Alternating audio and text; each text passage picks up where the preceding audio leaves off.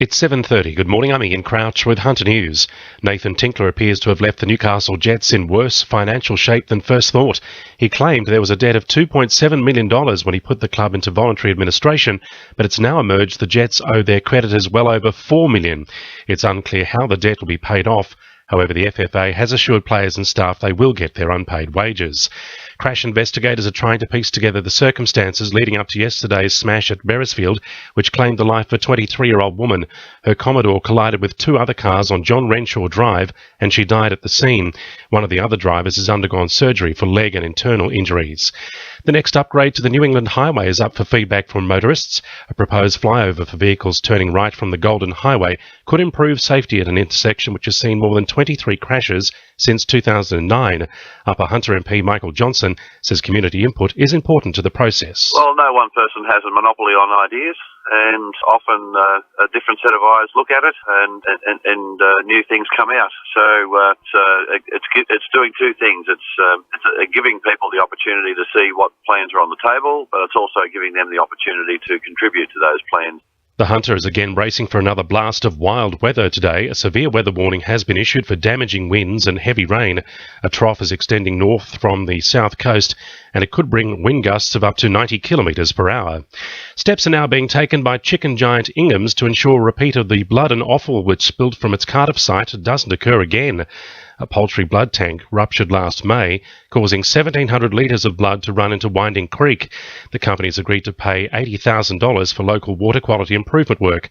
Environment Protection Authority Regional Manager Adam Gilligan says he doesn't expect there'll be any long-term effects from the spill. Well, it is a short-term impact. We don't expect there to be any lasting issues for the creek as a result of the incident, and in fact, as a result of this project, we'll see the creek system enhanced.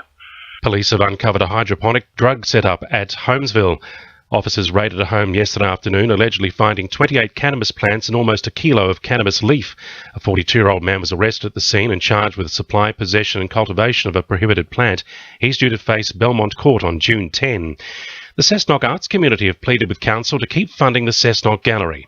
Council argued for more than an hour about whether to continue funding the gallery, with staff suggesting there was no need for a publicly funded gallery.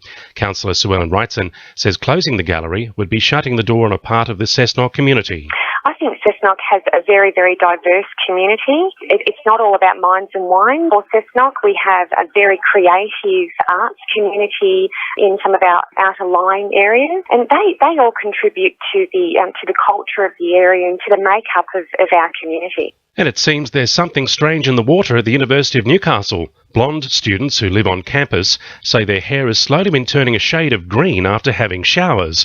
The Herald says the uni is looking into the mystery, which appears to be a problem with the copper pipes in the plumbing.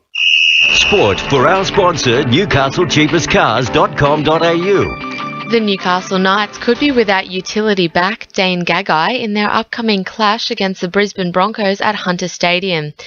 The 24-year-old has been called into the Queensland Maroons camp ahead of the next week's Origin opener.